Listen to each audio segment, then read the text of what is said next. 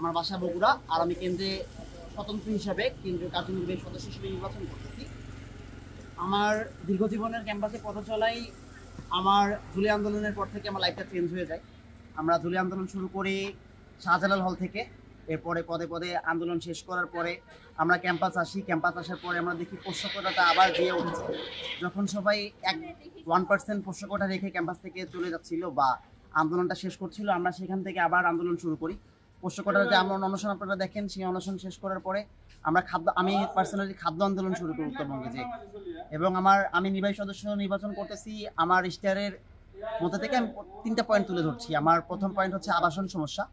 আবাসন সমস্যা নিয়ে আমার দীর্ঘ জীবন কাজ করা আছে। আমি প্রপার 10 বছর একটা প্ল্যানিং করেছি, যেটা খুব শীঘ্রই আমি প্রশাসনের হাতে তুলে দিব।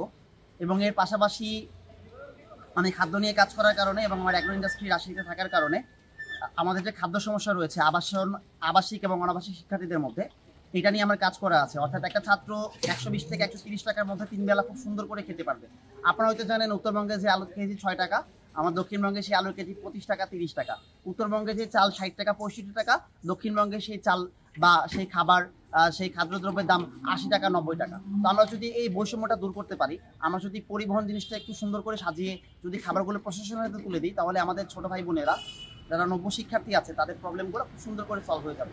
এবং আমি প্রত্যেকটা ডিপার্টমেন্টে কাজ করবো, সেটা জব ফেয়ার নাম হবে। ছাত্রদের স্কিল ডেভেলপমেন্ট করে এডুকেশনটা পারফেক্টলি নিশ্চিত করার পরে আমি যদি প্রত্যেক ডিপার্টমেন্টে প্রত্যেক বছর অনার্স এবং মাস্টার্স শিক্ষার্থীদের যদি চাকরিটা নিশ্চিত করতে পারি জব ফেয়ারের মাধ্যমে, তাহলে এই যে একটা বেকারত্বহীনতা, সেটা খুব সুন্দর মতন করে চলে যাবে। কারণ যদি বেকারত্ব নিরসন করা যায়, তাহলে একটা ছাত্রের খাবার, আবাসন এবং বেকারত্ব যদি চলে যায়, তাহলে খুব সুন্দর করে সে তার জীবনটা বাস্তবায়ন করতে পারবে। এছাড়া পূর্ণাঙ্গ ইশতেহার যখন আসবে, আপনারা আমার সাথে আমার আরও যে কার্যক্রমগুলো রয়েছে সেটা আস্তে আস্তে দেখতে পাবেন। আসসালামু আলাইকুম, ভালো থাকুন, সুস্থ থাকুন।